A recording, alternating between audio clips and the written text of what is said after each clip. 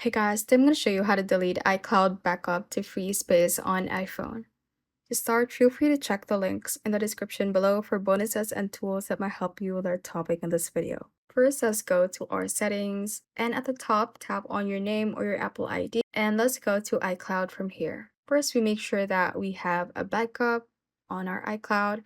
So let's scroll down a bit and tap on iCloud backup right here. Make sure that backup this iPhone is turned on like this, and you can also tap on backup now if the last successful backup is not very recent. So just tap on it and it should back up your phone with your recent files. And at the bottom, you should be able to see all device backups if you have other iOS devices that you backed up. So for example, if you have multiple devices, you can select that specific device if you already don't need its backup, and you can select turn off and delete from iCloud if you already have a more recent backup with your main device. So you can delete it by clicking on this one if you don't need it anymore. And in here, you can also see which apps are backed up for this device. Thanks for watching, and again, you can check out the links in the description box for more resources to help you get started.